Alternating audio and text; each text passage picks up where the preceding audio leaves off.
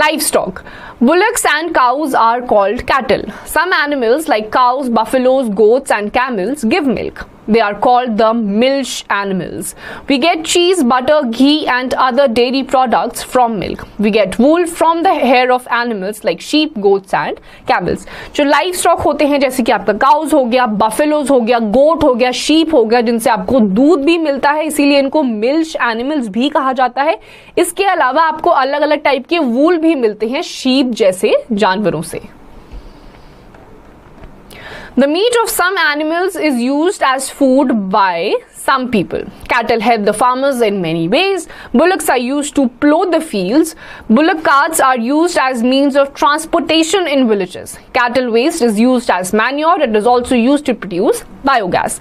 इसी के साथ साथ ये जितने भी कैटल्स होते हैं इनका मीट भी लोग कंज्यूम करते हैं। जो बुलक्स होते हैं वो फील्ड्स में हेल्प करते हैं फील्ड्स को प्लो करने के लिए। उसके अलावा बुलक कार्ट्स का आज भी गांव में इस्तेमाल होता है ट्रांसपोर्टेशन के लिए, और इन्हीं के जो जितना भी इनका वेस्ट प्रोडक्ट निकलता है उसको मैन्योर और बायोगैस की तरह यूज करा जाता है।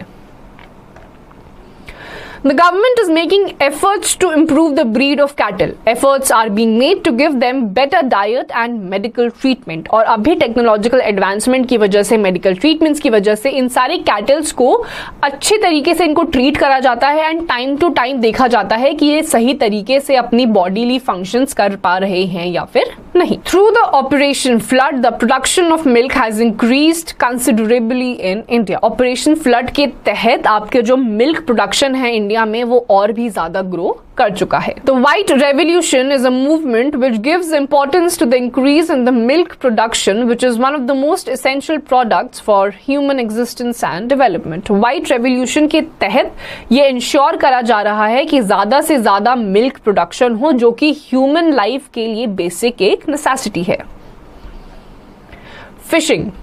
Fishing is of two types, marine and inland. Catching fish from the sea is called marine fishing. It is done in the states located along the coast. Fishermen catch sardine, mackerel and shrimp from the sea. Catching fish from rivers, canals, lakes and ponds is called inland fishing. It is popular in Andhra Pradesh, Chhattisgarh, West Bengal, Assam and Himachal Pradesh. Fishermen catch rohu, catla, fresh water prawn and trout. आपकी जो fishing है दो type की होती है, एक marine एक inland. जो कोस्टल लाइंस के पे आपके अलग अलग स्टेट्स हैं जैसे कि आपका तमिलनाडु हो गया, चेन्नई हो गया, यहाँ पे लोग समुद्र से आपकी फिशिंग करते हैं, इसको मरीन फिशिंग कहा जाता है। और जो लोग कैनाल्स, पॉन्ड्स और लेक से फिशिंग करते हैं उसको इनलैंड फिशिंग कहा जाता है। Now I know the main occupation of the majority of the people in India is farming. There are two agricultural seasons in India, the Kharif and the Rabi. Great success in the field of agriculture is called the Green Revolution. It has been made possible to achieve this success because of the modern methods of farming, better seeds, fertilizers, modern machinery and advanced irrigation facilities. Students इस chapter में पता चला है कि India में 70% से भी ज्यादा लोग फार्मिंग में एंगेज्ड हैं। दो टाइप के आपके फार्मिंग सीजन्स होते हैं, एक खारिफ एक रबी।